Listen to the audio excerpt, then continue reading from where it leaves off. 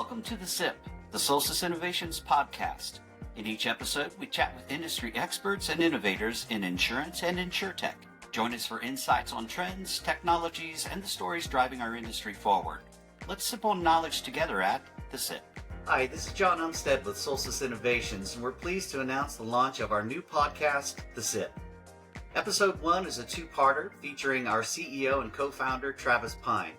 In part 1, Travis shares his background, what inspired him to launch Solstice, and how he sees technology changing insurance over the next 5 to 10 years. Now here's part 1 of episode 1 of The SIP. All right, welcome to The SIP, the Solstice Innovations Podcast. In each episode, we speak with insurance and insurtech industry experts and leaders. And this is actually our inaugural episode. So we thought, who better to have as our very first guest on the very first podcast than the founder and CEO of Solstice Innovations, Travis Pine. Travis, hello, and welcome to the SIP. Thank you. Happy to be here. Travis, I've got a few questions that I want to ask, specifically, but maybe before we get into those questions, you could just tell us a little bit about yourself. Certainly. So let's see. I got my sort of career started back at Arthur Andersen. I have a computer science degree and a accounting degree, business degree, and worked for their technology risk division here in Seattle, where I'm located. And from there, this was sort of the mid-90s. I'm dating myself. From there, jumped into kind of early stage tech companies. They weren't quite called .coms yet, but they moved into that and participated in several very innovative, almost bleeding edge sort of tech companies that sort of moved into .com. One was similar to Amazon, sort of an online department store concept in the late 90s. And then another company that was more digital music, wireless. We launched the first MP3 cell phone in the world with Samsung. So, this is kind of 2000, 2001, before the broadband networks were really there. So I spent a lot of time in Asia and Europe with that sort of early in my career. So very, very sort of cutting edge, innovative things, had some wins, had some losses, like there's a pretty interesting time in the world, especially here in Seattle. As we ushered ourselves through that .com era, learned a lot of what not to do. Ended up going back to my hometown in Kalispell, Montana, for a 10-year high school reunion, and ran into a friend who was trying to place a position at a company called National Flood Services. I grew up in that town, had never heard of them before, but she had been trying to place somebody for literally a year. And the CEO of the company was looking for, a Montana guy that knows tech, that has a business degree, preferably accounting. It's pretty specific criteria. And so, when she kind of heard, we caught up and she heard what I was doing. She's like, "Oh my God, would you please go interview for this job? You don't have to take it, just go interview." And I actually just dyed, because we just sold one of our other companies. I dyed my hair platinum blonde. And she's like, "I have one caveat, and that is that you've got to go dye your hair brown, because it's a very conservative company." The CEO, I don't know if you remember Kurt Lund, very conservative guy, and I was there for just a few days. I didn't have a suit, so I had to go buy a suit. And, as a favor to her, I went and dyed my hair brown again and went and interviewed. Wasn't real serious about it. Long story short, by the end of the interview process, the more I said, no, I'm not interested. I really didn't know anything about insurance, let alone FEMA government-backed flood insurance. I certainly didn't know COBOL or, the AS400, RPG, any of that. So, the more I kind of said no, the more the CEO and the leadership team there sort of pursued me. Long story short, I ended up taking a gig there, moved back to Montana for about a little over 3 years. And National Flood Services, or NFS, had just recently been acquired by Fiserv. And Fiserv was sort of on a M&A rampage. So they were buying up all of NFS's competitors. And you might remember some of that, John. So they really cleaned up what would be considered sort of the flood vendor, flood TPA market. So their appetite, when I first got there, my objective was to modernize their platform. A lot of tech I'd never really seen before. Everything was green screen. Everything was manual. My objective was to move everything online, create a sort of standard 3-tier web frame architecture, kind of for the time, sort of a more modern infrastructure. And move everything online, which nobody had done, at least in the context of the flood insurance space. And as I understand, kind of at that time, early 2000s, I think this is 2001, insurance in general really hadn't done that. And so, to me, coming from Seattle and more of a pretty high tech, almost bleeding edge on the innovation side, kind of stepping back to that, there's a lot of low hanging fruit that I was pretty excited about, getting in there and saw a lot of opportunity to leverage innovation and new tech to really make a better user experience and save the company, not just National Flood Services, but their clients money through automation. So I was pretty excited about it at first. However, when Fiserv went and bought up all their competition, their appetite to innovate and compete sort of waned.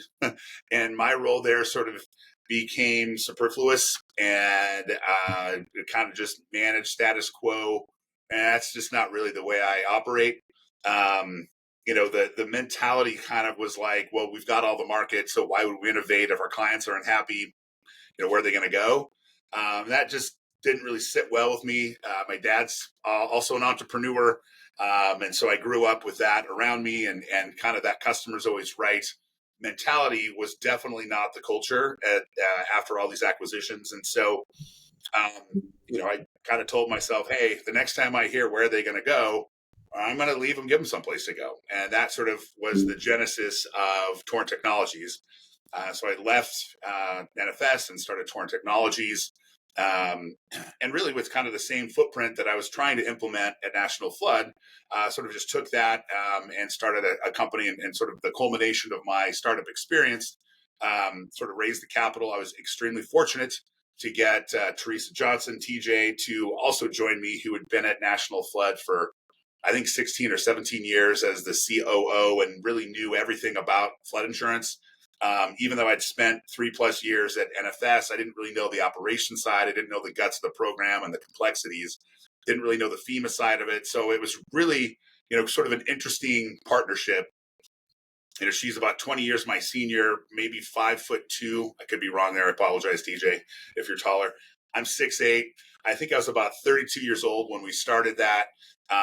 And just kind of a, whippersnapper. And it's the NFIP industry is a very tight knit group. There's probably 500, maybe 600 people between FEMA and the write your own companies and the vendors and the claims people. It's a very tightly held group, and they don't just let any old person come on in. So I was sort of grandfathered in, if you will, lack for a better term, with TJ's blessing. She sort of gave me air cover with that, and we were able to get Torrent off the ground.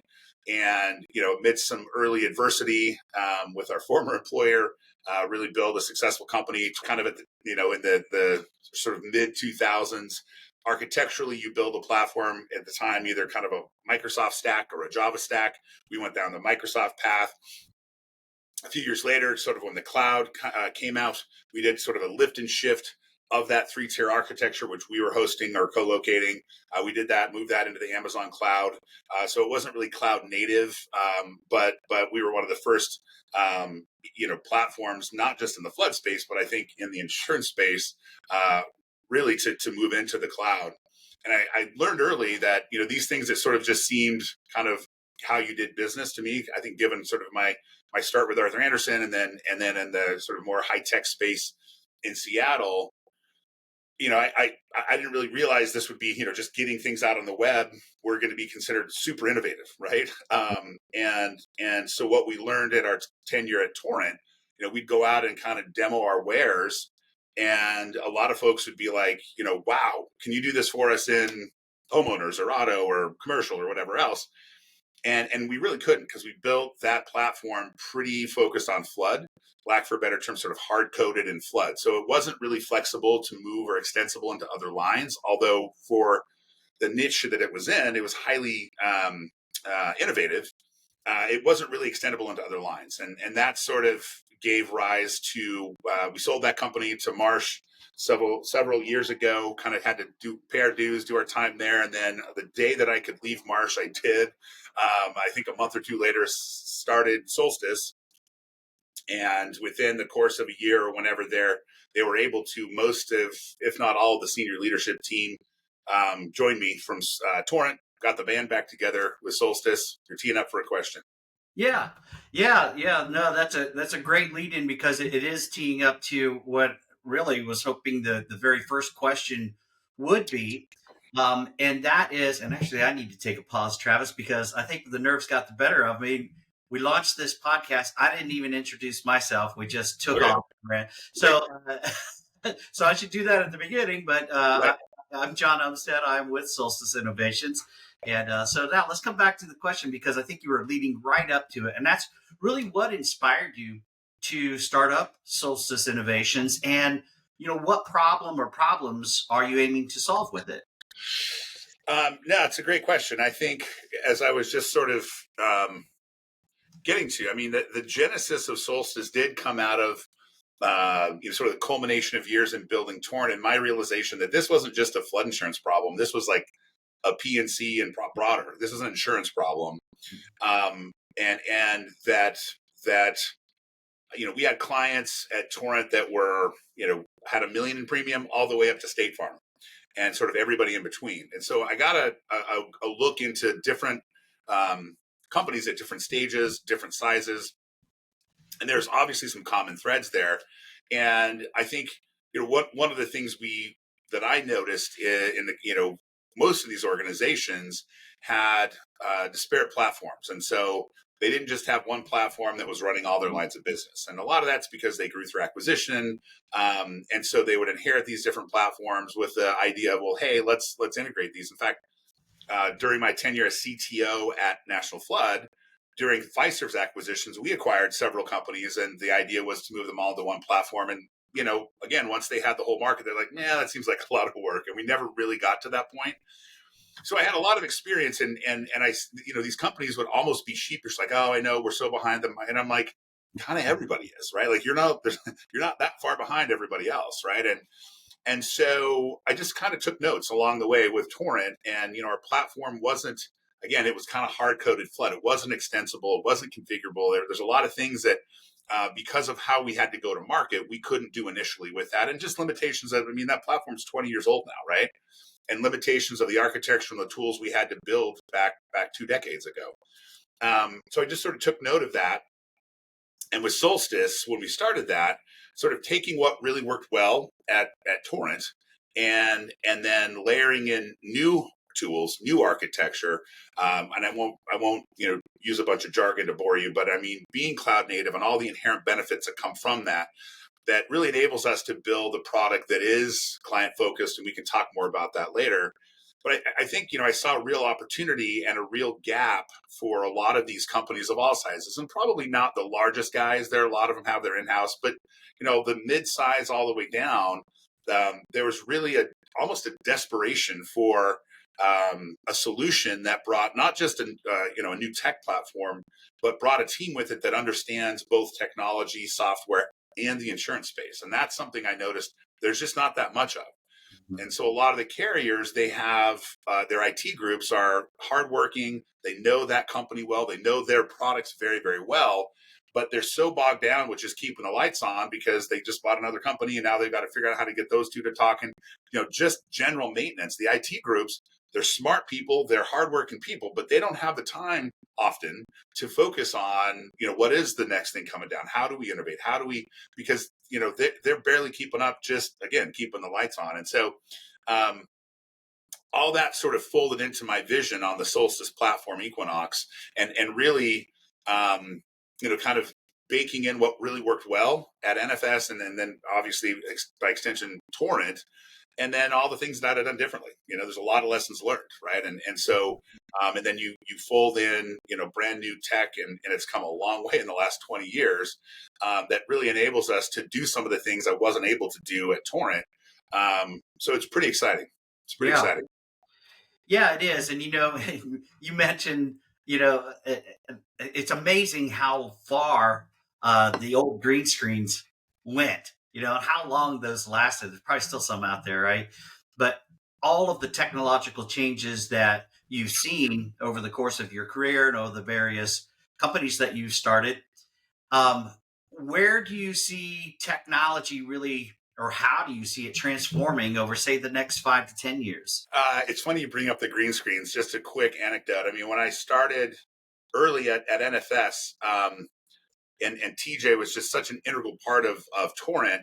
But at first at NFS, I was like, TJ and I are going to either love each other or hate each other. And obviously, it was the former.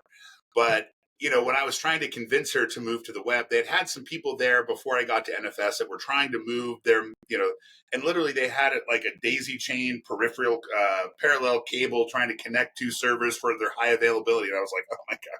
And, it's fine. They just didn't really know what they were doing. They'd never built a 3-tier high availability colo, architecture.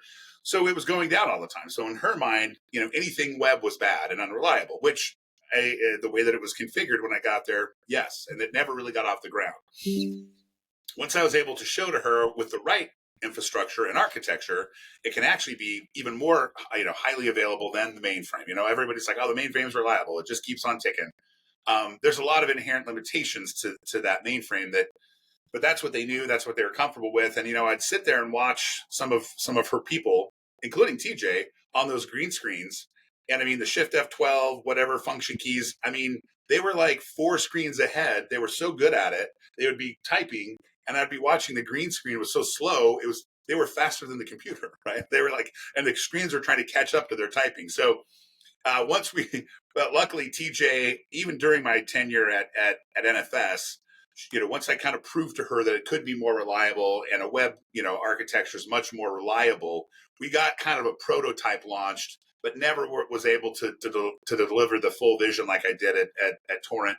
And a lot of that I think is still in use today by NFS, truthfully. But all that is to say, I think, as you look at what's, there's a lot of tech trends that are coming out, not just in insurance, but across the board. Early in Solstice, after founding Solstice, I went to a couple of conferences, and I think I went to the Dig In conference a couple years in a row.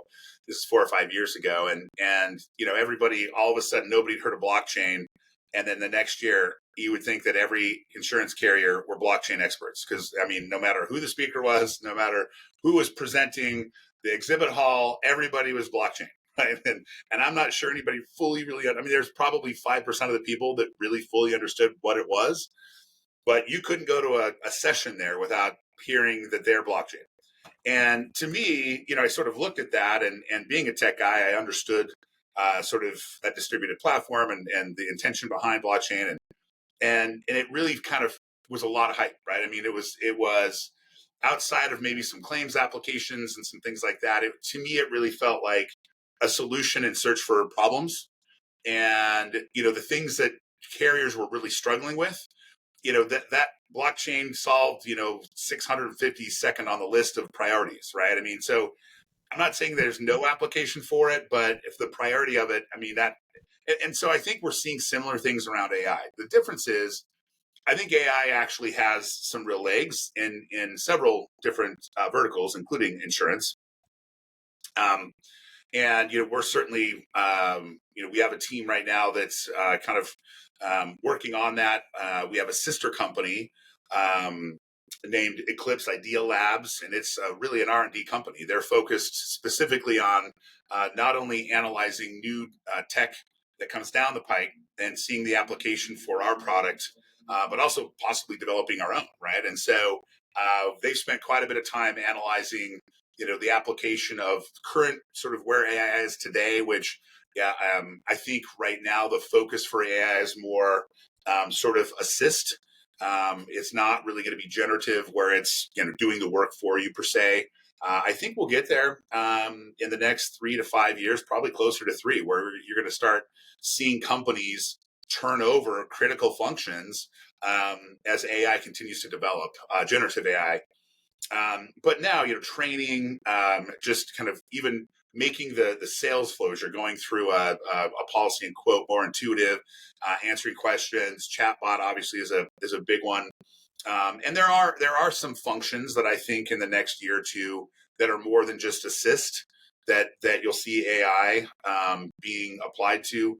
Certainly in the claims world, and right now I think for the folks in the flood world, especially with the recent hurricane, there are there are many applications, and I think that's kind of for our group, our R&D group, that's put the emphasis on how do we apply AI to claims, and they're coming up with some pretty amazing things that we're baking into our platform. So I don't think that AI is going to be like blockchain. I think there's going to be real application that has teeth that is going to help. And the way we're looking at it is, and this is kind of our whole motto on our platform and our vision is, we're trying to make it customer centric, and not just our customers, but our customers' customers. And is this something that's going to add value to them? Is this something that's going to make it easier, help them save money, add transparency, save them time? That's really our primary focus. And I think that's where a lot of the challenges come with companies, new tech companies that maybe understand a lot of the new tech and the architecture and kind of microservices and serverless and cloud native and all those things. But they don't necessarily understand the insurance space. And there's a disconnect there that I think we really bridge very well. So yeah. And maybe the comparison to blockchain ends with you cannot go to a conference. You can't log on to LinkedIn. You can't even turn on the news with hearing something about AI, right? It's everywhere. Yep. But to your point, what do you do with it? It's clearly it has a lot of power, and will have increasing amounts of power and usability. But where do you use it? It's a great point. You can be the best technician in the world, but if you don't know how to apply that technology to your industry or to the industry that you're trying to serve, then it's really not helping. Yeah, that's right. That's right. That concludes part 1 of episode 1 of The SIP. Join us for part 2, where Travis talks about some of the challenges he's faced as an entrepreneur, how Solstice Innovations' flagship product Equinox improves the customer experience, and Travis's long-term vision for Solstice Innovations. Thanks for listening to part 1 of episode 1 of The SIP.